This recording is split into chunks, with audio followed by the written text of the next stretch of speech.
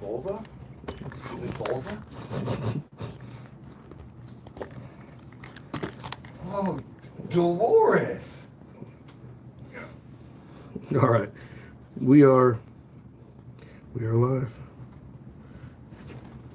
We are live. Oh, now we're live. Now we're live. Oh, hey, technical difficulties. Yeah, we're good though. Thank you. You know, we just lost half of our one computer, so.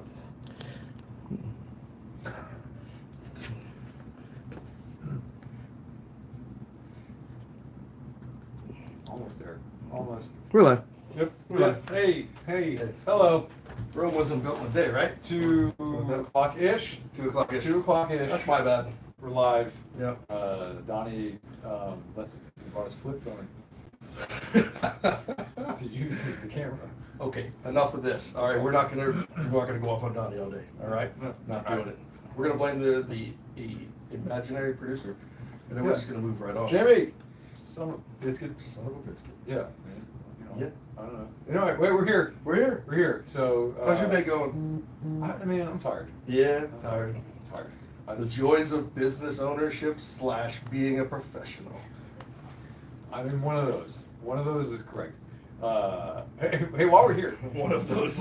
while you're warming up and getting ready, if there are any DPTs out there who are looking for gainful employment, come on. I have a full caseload for you, and that would allow both of us to win. Hey, And- you could do more than paperwork. yeah, you do more of the paperwork. So, yeah, I'll do paperwork. I will do more paperwork so that you can treat patients, and then we all win. Yeah, I'm tired. I'm working a lot, but you know, I do enjoy what I do.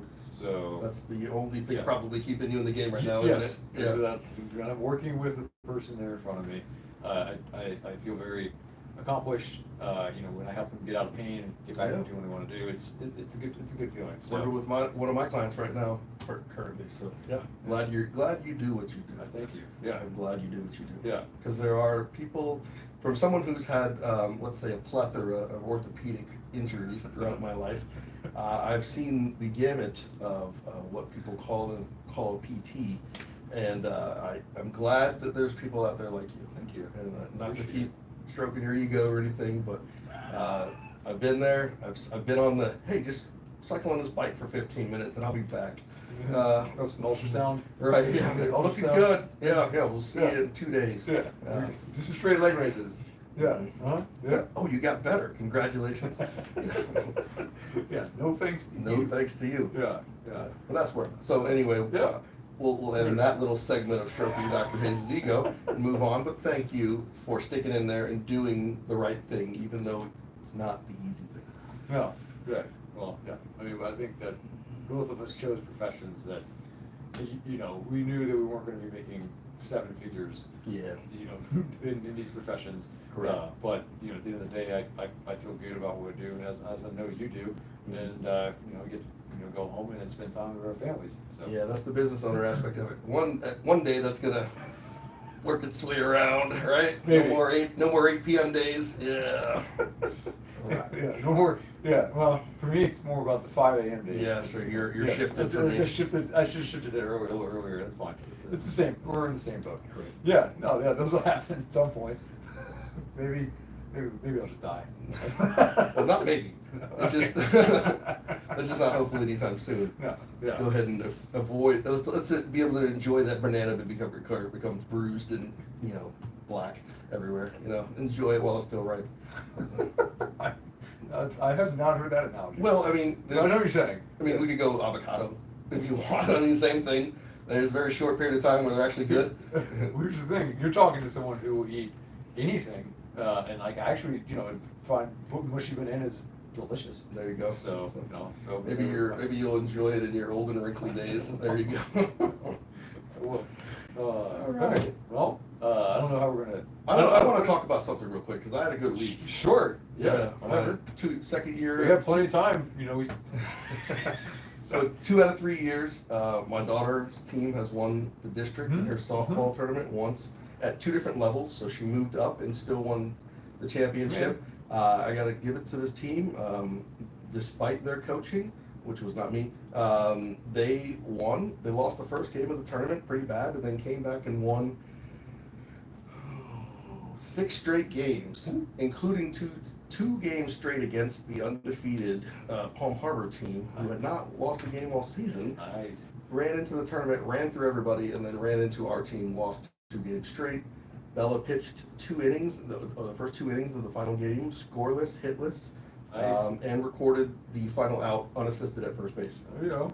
So That's awesome. very proud Yeah. of my Yeah, daughter should and be. subsequently her teammates for coming through and defying every Vegas odd ever. When it comes to Little League softball in Pinellas County. The Pinellas County Little League softball. Damn it, Dude. I did not see that on the It was Hard Rock. blowing up. Hard man. Rock app. If you'd have bet on Palm Harbor, you wouldn't have won a lot of money. If you'd have bet on us, you Well, lost. now that I have the insider knowledge, yeah. All right. Well, next Well, time. Yeah. whatever. Well, that's fantastic. I know Bella works very hard, and I know and yeah, you're obviously very proud. You should be very proud.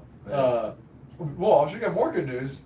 Speaking of coaching, I don't know if this is the time or place situation. Let's go ahead and say it. Yeah, it's fine. I put out. I accepted the head coach job at Largo High School's JV softball program, which, in the scheme of things, is not a very big thing, but it's a step in the right direction of where I want to head.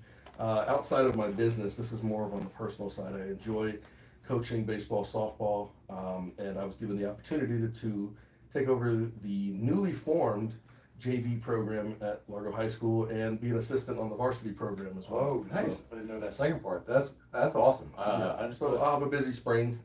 In the fall, I'll be training the girls here in the gym, and then in the spring, I'll be on the field with them. So, 2 questions. One, I'm assuming there's going to be some sort of statistical analysis, a la Moneyball. That's going to be involved.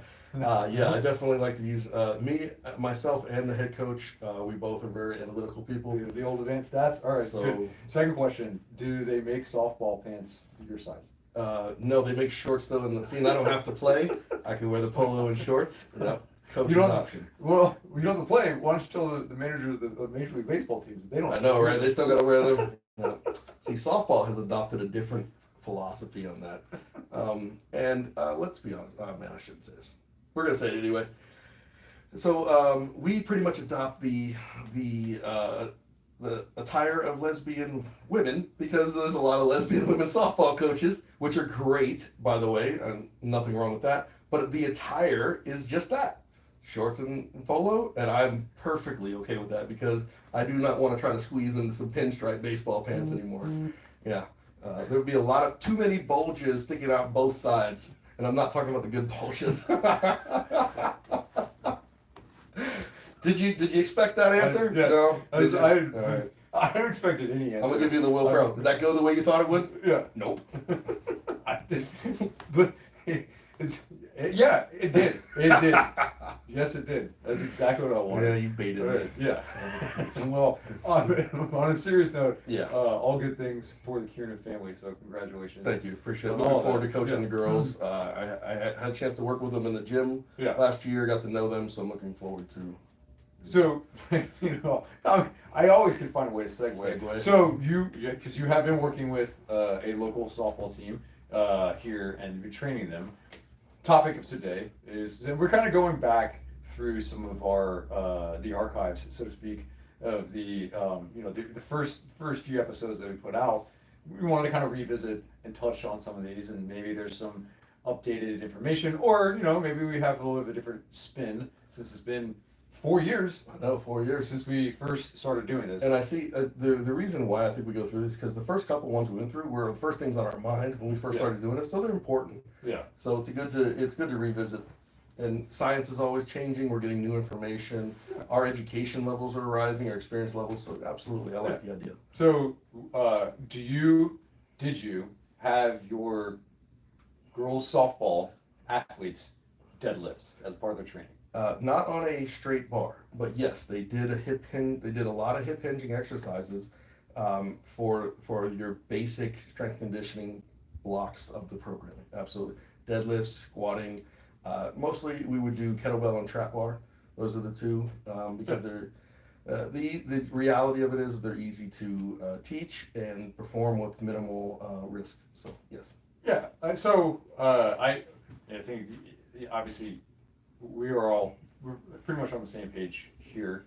For most people watching this are probably on the same page as well in terms of, we I've said it before, I'll say it many times. There's no exercise that's inherently dangerous. Anything can become painful if we load up too much too soon, too fast, right? So the nuance today, I guess, we wanted to dive into is, when, where, why would we use the conventional deadlift or sumo deadlift over, or vice versa, or trap bar deadlift, or some other type of hinge movement pattern?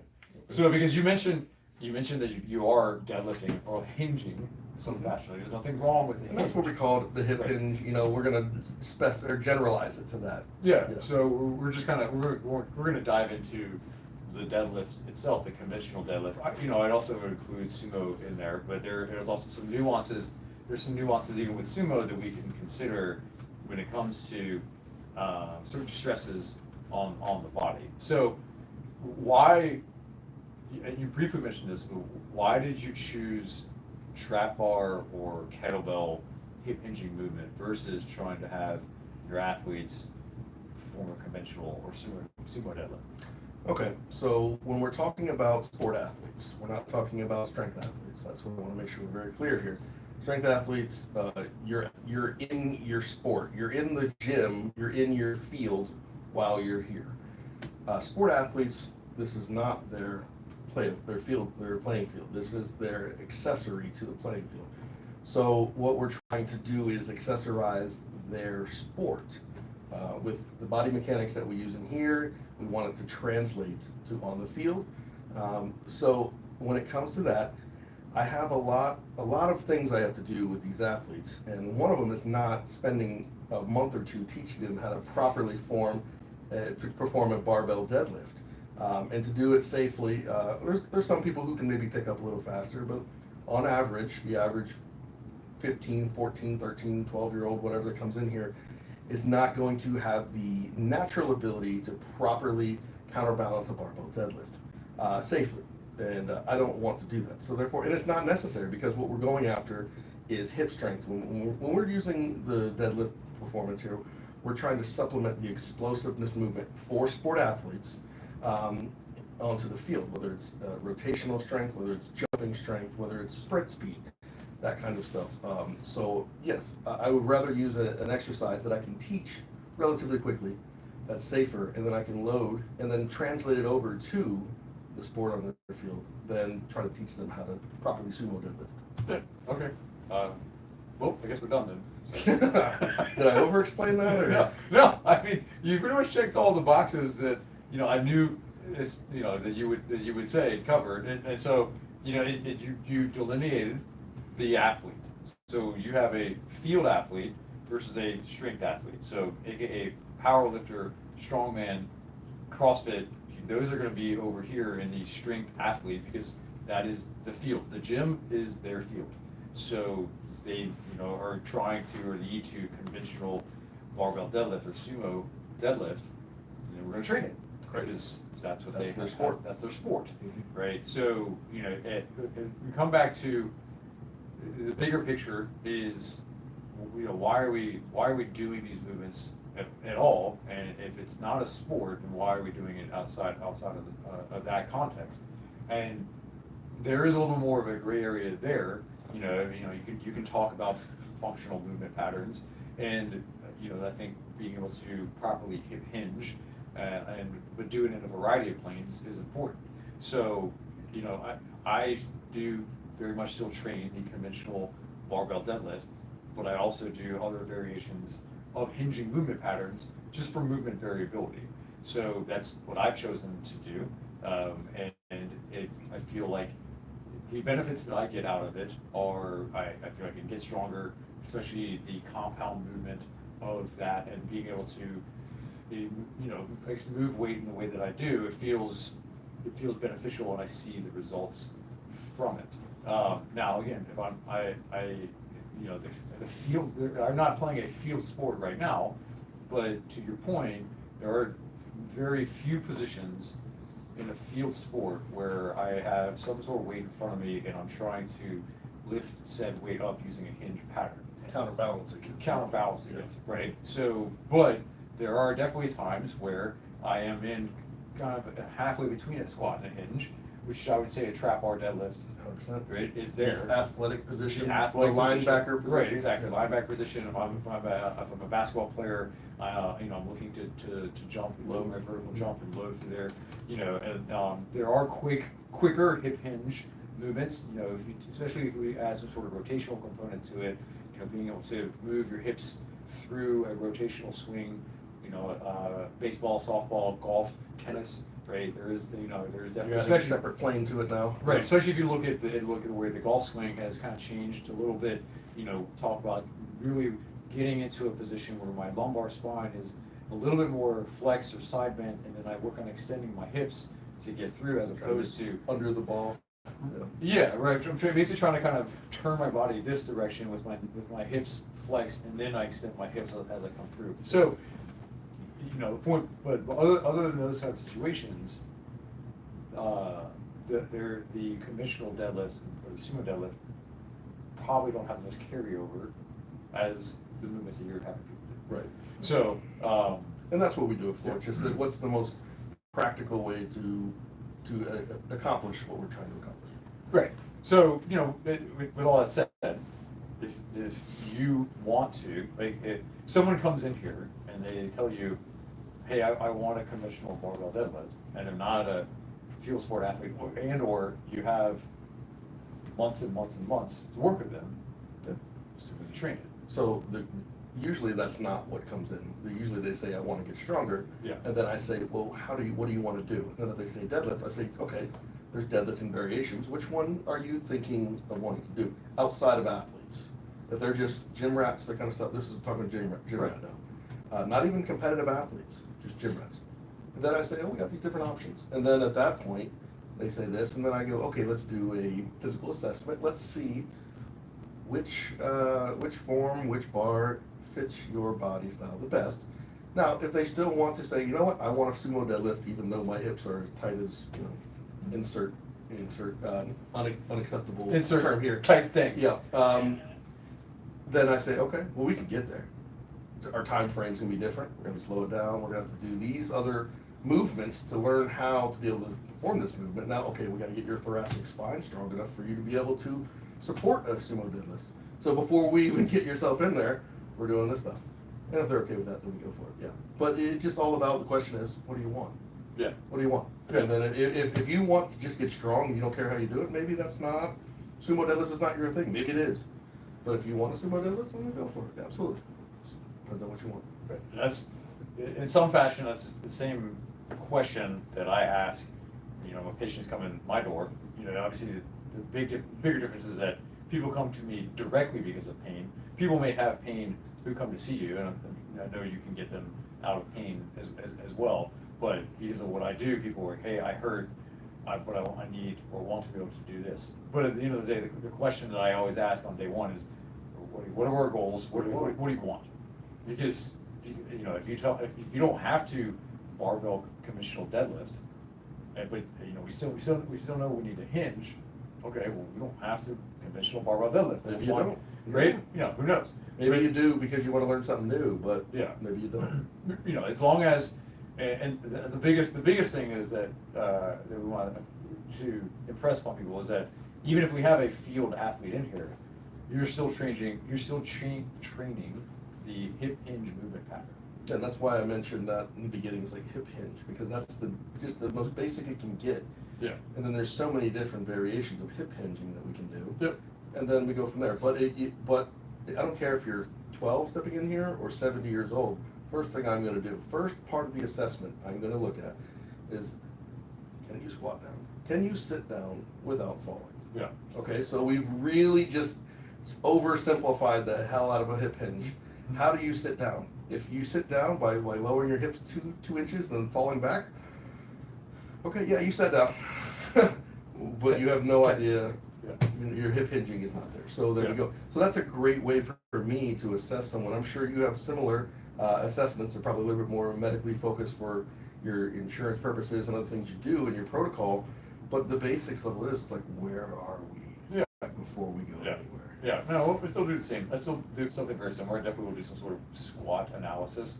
And it might be, can you sit down and stand up from that chair? Right, that's as basic as it gets, Right. and then we go from there. Can you hold on to something and push your hips back? We'll see. Mhm. Right. So I think, and you come from it. So from more of a performance standpoint, and again, I'm addressing it more from a pain standpoint. But then eventually, the two, we get out of here, we go over there. So there's a crossover between the two. Correct.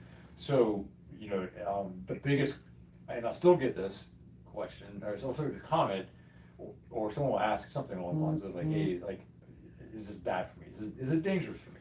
And the answer again inherently is no, it's not inherently dangerous for you. But there might be some considerations that we need to talk about in terms of the amount of pain you're in, the things that you need to do, the things you have to do, your anatomy, how you're built, and your mobility, your strength, and things along those lines. And what has happened since your birth, Right. Things that, Yeah, so those are all things that we kind of factor in, so that I don't just blanketly give everyone, or have everyone conventional barbell deadlift. But full circle back to the beginning where you actually do things right and not just okay, back in, go there. yeah, there we go, here we are. So, I think coming back and kind of revisiting what we talked about, I know that we put a lot on the evidence out there, early on in the original incarnation of this podcast. Pushing your You know, glasses up and looking at your screen going, Yeah. going through the study here. Yes. But it was very informative. So, because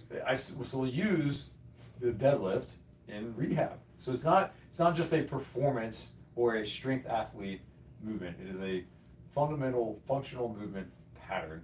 And there are studies out there that look at people using the deadlift as the sole or only the sole movement or the main movement of a rehab program, specifically for low back pain and getting out of low back pain. 100%. Yeah, So- I think learning a proper hip hinge, this is where I was going to go next, and I'm glad you went there, not to interrupt, but I think a proper hip hinge is what can alleviate lower back pain that hasn't progressed to the point of, no return. when Yeah, it comes to- neurological Correct. issues, or yes. But I think that's where, and I say I think, I know, that is the problem with most people's lower back pain is they don't know how to properly hip hinge. So picking things up off the ground, squatting down, bending down and stuff, they're putting way too much pressure on their unprotected lower back and not using the hips in which the body was designed to do so. A la looking at a 1-year-old squatting down so that their butt touches their ankle. Yeah. No. Yeah, I mean, I don't know what else you got. No, that's good. I mean, Yeah. I can appreciate whenever I get a client from your facility, especially mostly for lower limb rehabilitation. I know that you have at least addressed hip hinging with them, depending on what level they're at, depending on their age, this kind of stuff. But I know at some point throughout their rehab process with you, you have done some sort of deadlift, squat, or both. And worked on their form, making sure that, okay, we need to make sure where our feet are properly aligned, wherever your hips would like them to be. Yeah. Your toes are pointed in the correct direction based on your anatomical build. Your knees are traveling forward because somewhere somebody told them you can't put your knees forward during a squat.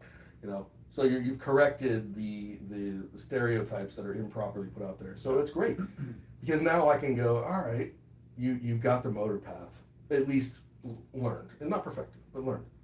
Now we're going to push it a little bit further, and now we're going to stress the motor path with some weight, or we'll add some jumps in, or some sort of something like that, where we're adding a level of difficulty, and it does save me a lot of time. So I love rehab facilities. I love places, PTs and stuff that understand that, like, if you're 80 years old, you can still hip hinge.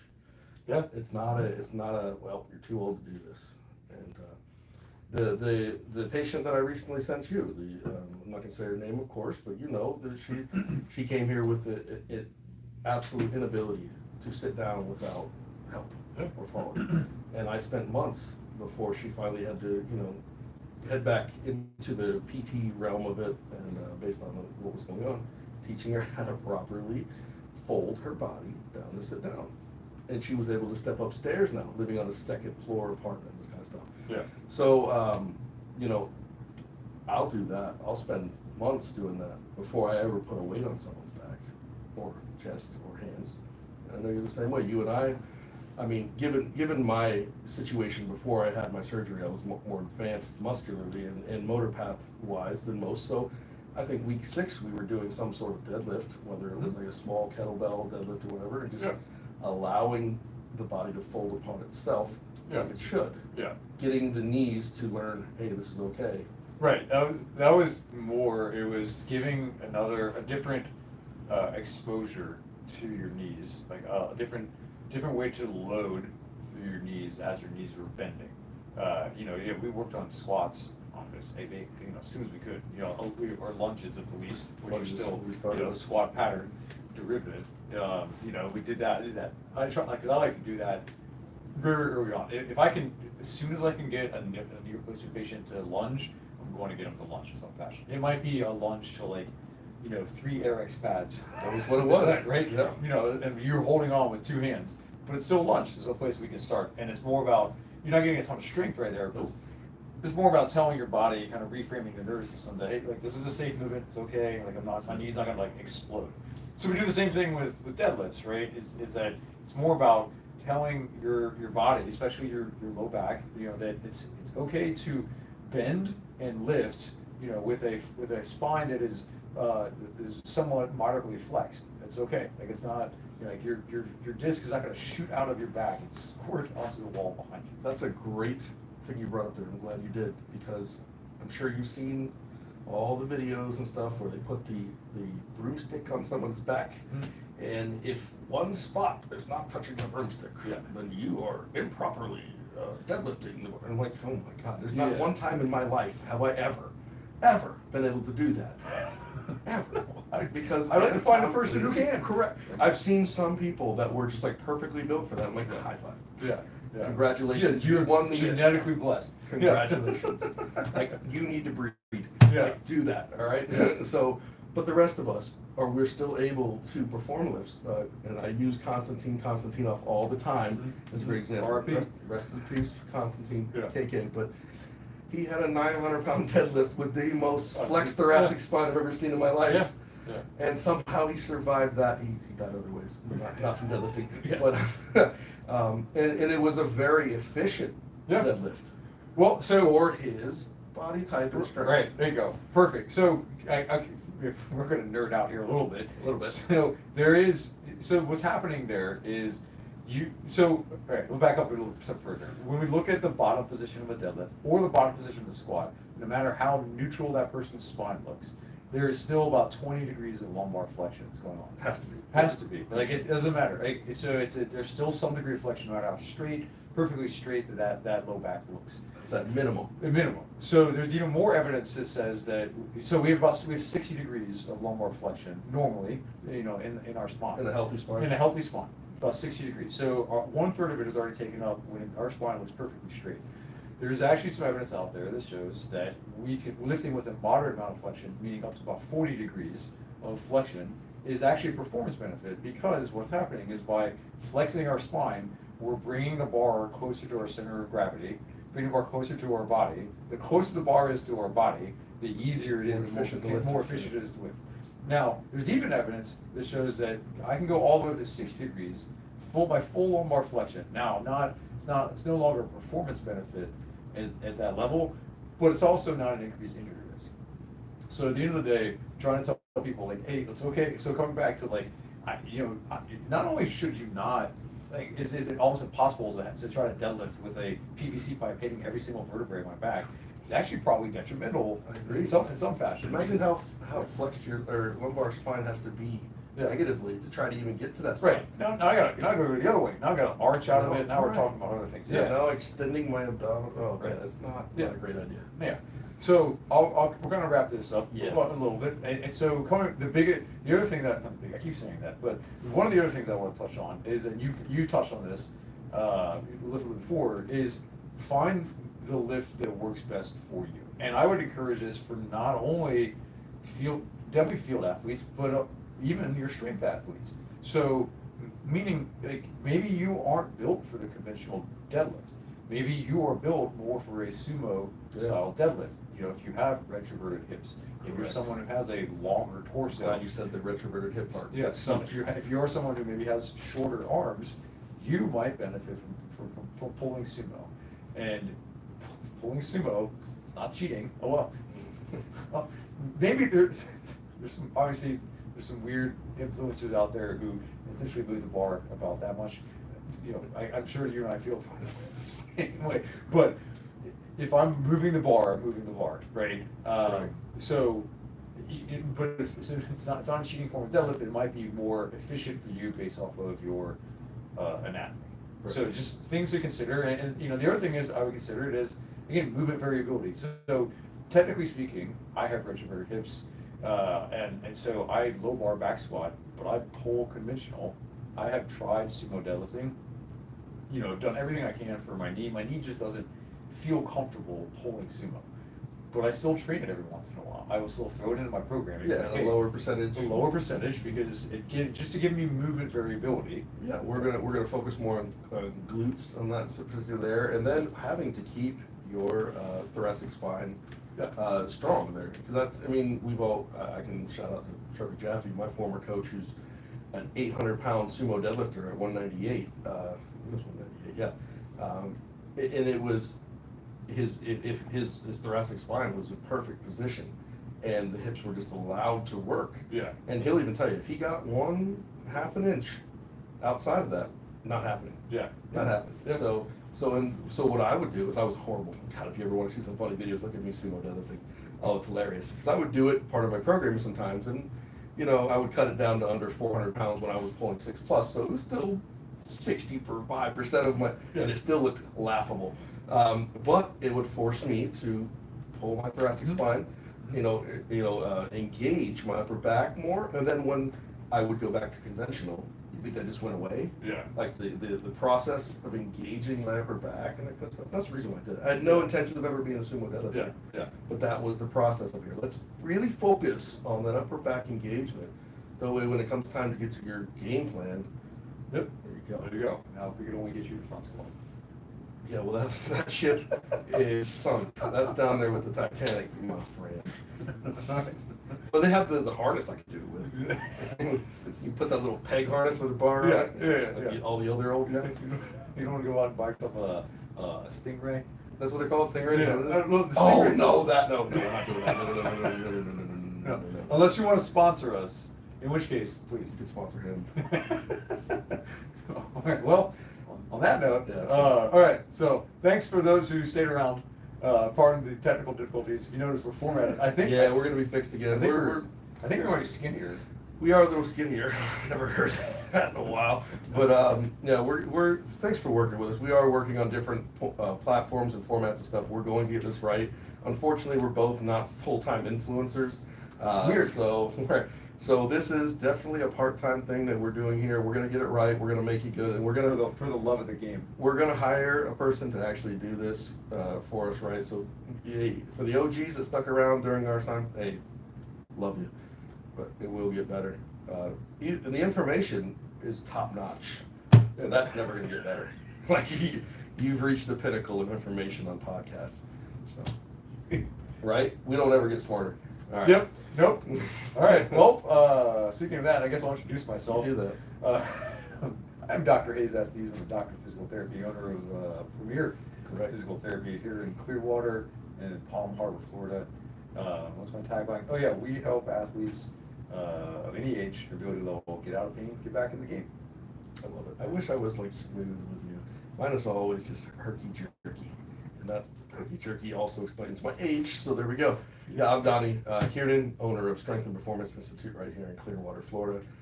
We train athletes and all the way up to the elderly, working on getting a better quality of life, stronger, faster, better on the field.